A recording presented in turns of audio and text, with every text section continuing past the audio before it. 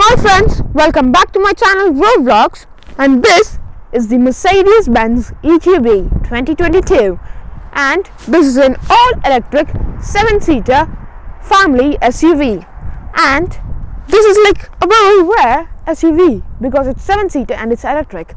The only others I can think of which are electric and 7-seater is the Tesla Model X and the Tesla Model Y. And now let's get started.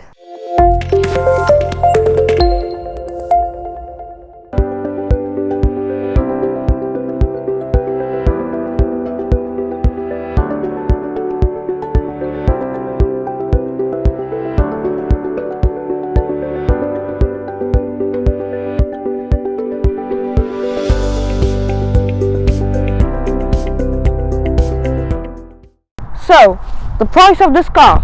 This car starts from 63,000 for the 300 and 72,000 for the 350 model. Now I will talk you through the motors and battery of this car. So let's just check this area.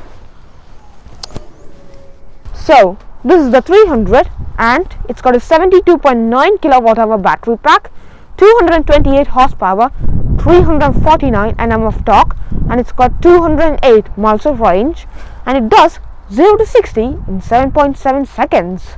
And let's close this. So the design of this car, you got a big Mercedes badge, and it is big as my dinner plate, and it's got heating elements in it. So the Mercedes badge that always looks like this instead of getting fogged up and all. That is very clever and really nice. You also got one more Mercedes badge, which is over here on the top. Then you have these two lines over here, and they kind of look like a grill and a design, but not too overly good, but it's fine. And it gives the car a little bit more presence instead of just being black with the Mercedes badge. I think that's good. And you got silver for the surround of the grille, and over here you got lights which illuminate when you put your lights on, and that's very nice. So moving on to the main lights, you got electric blue signifying this car is electric, and the lights are pretty cool, and I'll show you the blinkers. Let me just unlock the car, and the LEDs also, and Mercedes says this is LED performance lights. Yeah. So then you got some more vents, and they're real, and these are used for cooling the batteries in the front. And you got chrome over here, which is for making the car more luxurious and elegant and modern. But there's some things that does not make this car modern. Sequence. Annoying. They could have just blacked it out. Yeah, there is a reason this is not there. Is because this car does not need as much as cooling as the normal GLB, but they could have just blanked it out. It would look so much better than these fake ones. It would have been better. Anyway, let's move on. So then you got much more sharp creases on the bonnet, and you also got one more here,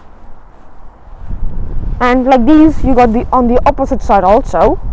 Now let's go to this side. So the tires, these are 18-inch tires, but I am not a big fan of these. You could get 19s and 20s. 20s look very snazzy. These 18s are just making this car underwheeled. Yeah, this car definitely needs the 19s or the 20-inch wheels. Then over here you got EQB written in electric blue.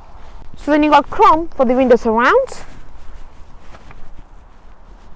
and you also got chrome for the roof rails, and you got chrome on the door handles, and down over here you got some more chrome for the skirts. Nice. And these elements made this car more luxurious. So now let's go to the back of the EQB. So it is in the back where the EQB looks very different to the GLB. So let's first start with the tail light. You got full length LED tail light, and they looked snazzy. So when they had to put this here, this is where the area where the 3-pointed star had to be. So then they had to move the 3-pointed star here, which meant they had to move the number plates to here, which meant you got a new section of trim here, and you got some chrome also over here. And another thing is, this is not a petrol car, so it does not have exhaust pipes. Then over here you got your 4MATIC badge, which means you got 4-wheel drive. And over here you got the EQB 300 badge. So now let's get inside the interior of the new EQB. So in the interior of the EQB, there are only a few changes from the normal GLB.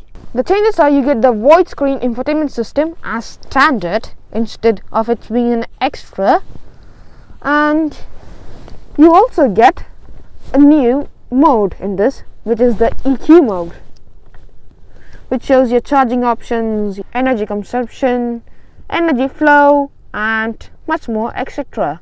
Then moving over to the main screen, over here you got your range of the electric motors, and this entire piece of display is wonderful. And in the screen you also have, you could see like more information like your consumption and other things also, like your consumption over here, eco, and you could see the map. Which brings me on to, you got a Mercedes maps also, but the best thing is use your Android Auto or Apple CarPlay. That is better than the Mercedes system. And the steering has got really wonderful materials and it's leather. And one other thing is, you see these paddles over here? In the normal GLB you use these to change the gears. So when you put it in auto, it uses navigation, traffic information and the driving style, and then applies the brakes. And that is the best thing, because that also gives you the maximum amount of range. Nice.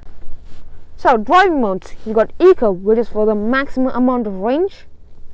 Then you got comfort, which is like for comfort driving, and you also got sports mode, which means the electric motors are quicker to respond.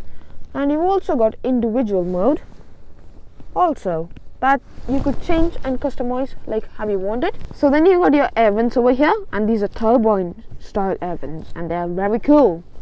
And these ones are in rose gold, and I like rose gold very much. And you also got ambient lighting in there.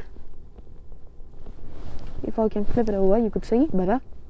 See, that's nice. One more thing which is in rose gold is your key. See, it's rose gold, and I love rose gold. It's a very nice color, and it shines also. Brilliant. And over here is your AC controls, and they are very sturdy, does not shake about, and is very good build quality. So then you got your ambient lighting over here, and they are really cool in the night, and this car looks really cool in the night with the ambient lights and everything.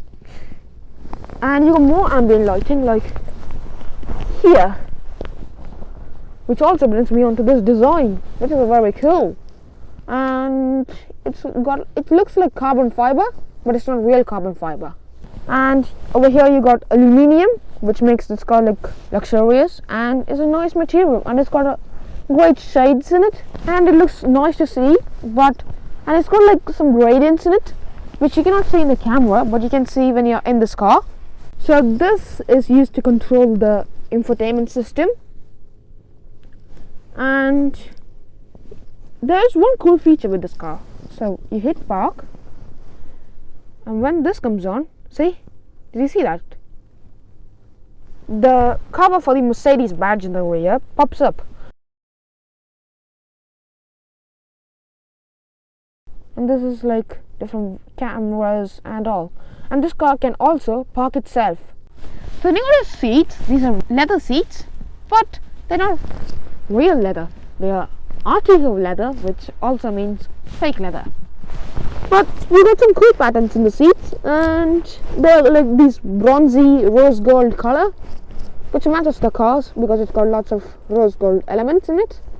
And you got lumbar support over here, and you got electric blue in the kick plates. That is really cool.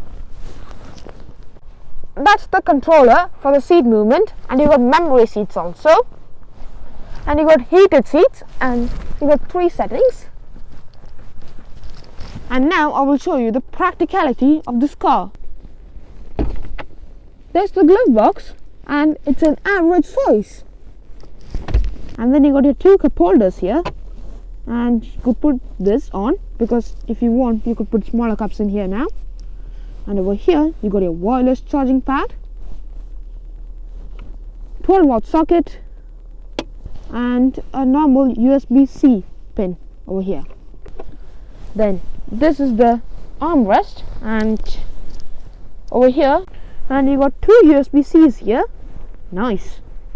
And this is very deep, so you could put lots of tall things in it, and yeah, it's pretty good. And you got your door bins over here, and they're very good to keep a big bottle in there. And now let's check out the rear seats of this EQB.